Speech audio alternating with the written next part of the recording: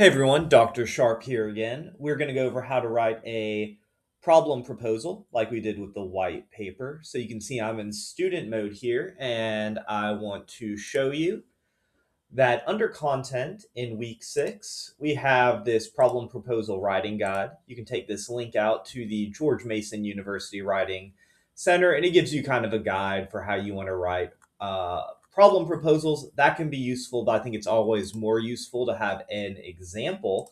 So I've created an example for you. If you download it, which I've done here, we'll look at it together. But I also want to bring your attention to the actual assignment submission where it goes over what you all need to be doing. So we're going to take our white paper and we're going to turn it into a problem proposal. So in the white paper, you spent more time explaining what the problem is.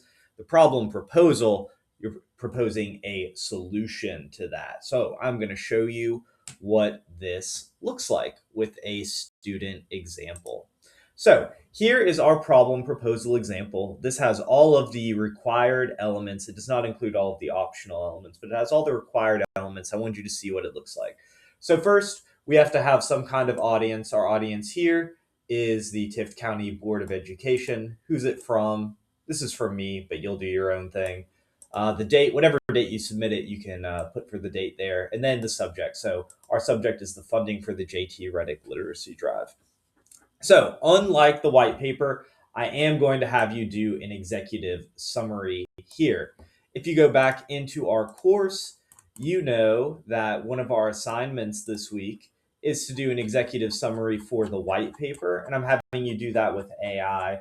And the reason I'm having you do that is I think AI is actually a very good tool for using a white paper or for writing an executive summary. So, in the same way that you used AI to write the executive summary for the white paper, after you finished writing your problem proposal, I recommend you go back and have AI actually write the executive summary for you.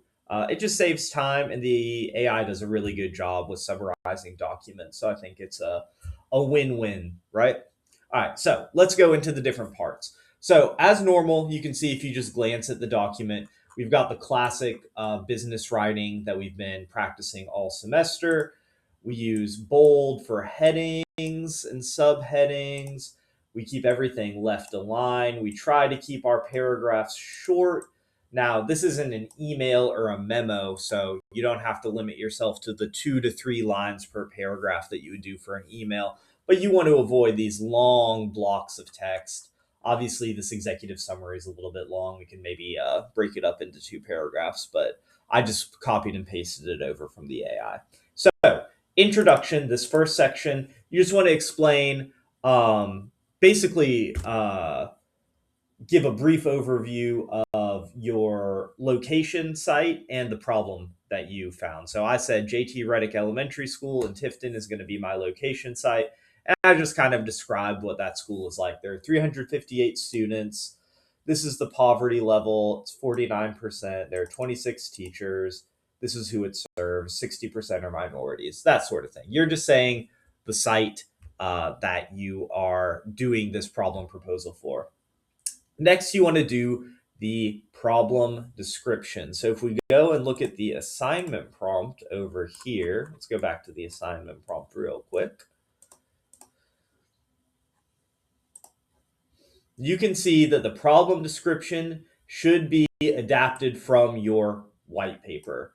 So you want to say what the problem is and the negative consequences. You want to show that the effects are serious and the causes and consequences are separated logically. So for this, I said that the main problem is that there's an achievement gap between the test scores between white students and black students. And you can read through this on your own. I don't want to go into big depth here because I'm more focused on you knowing the format than the actual content of this particular problem proposal. But you can see in third grade, there's only a 10% difference in not proficient students. By the time we get to fifth grade, this is like a 40% difference. And you can see here, I've used some visuals and tables to show the percentage of students enrolled at the, it's 46% black, 41% white.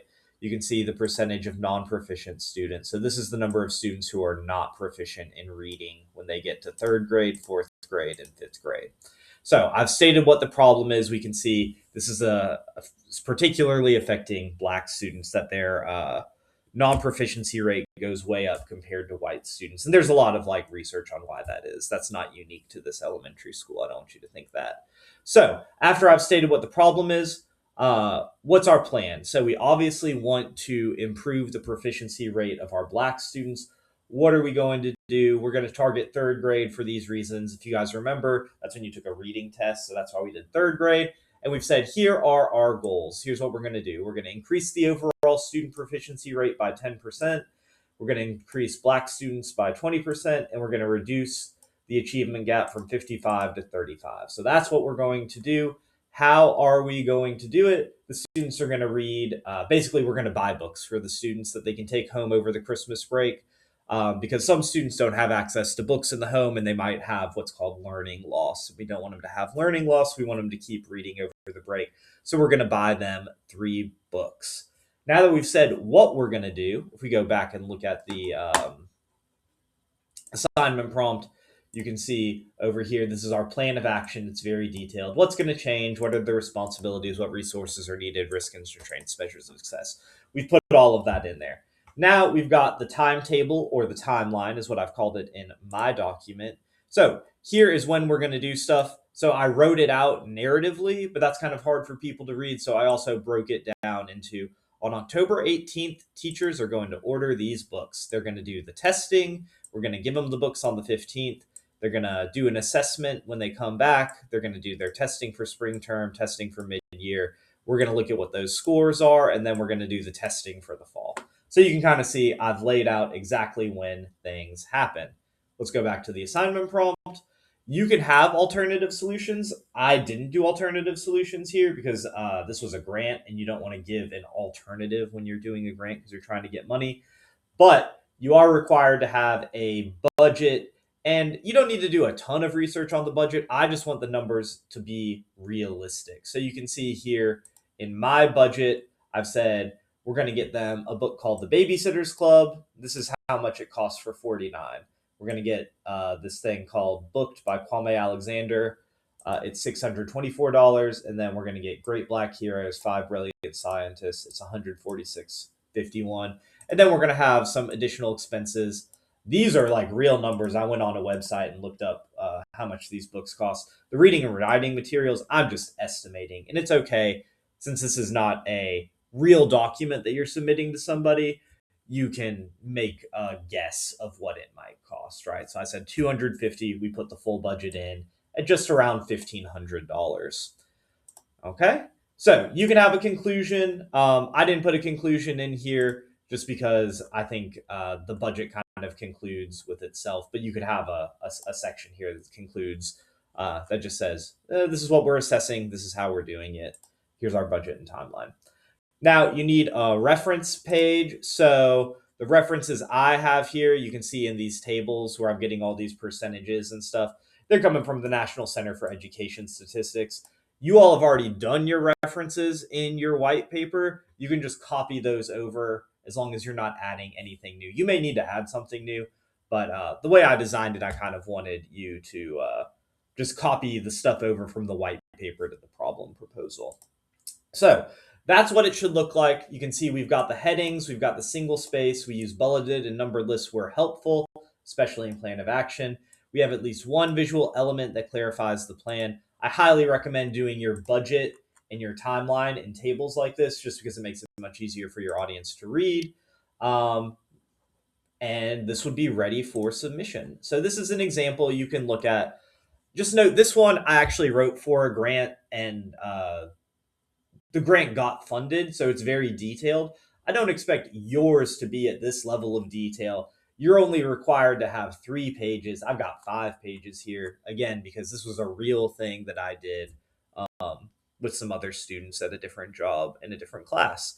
But yours should have some level of specificity. It should draw on the white paper that you already wrote. And I'm going to give you some feedback to help on that. I'm going to be giving you that today and tomorrow, hopefully.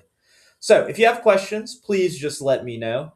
I look forward to reading what you all come up with, and good luck on this one.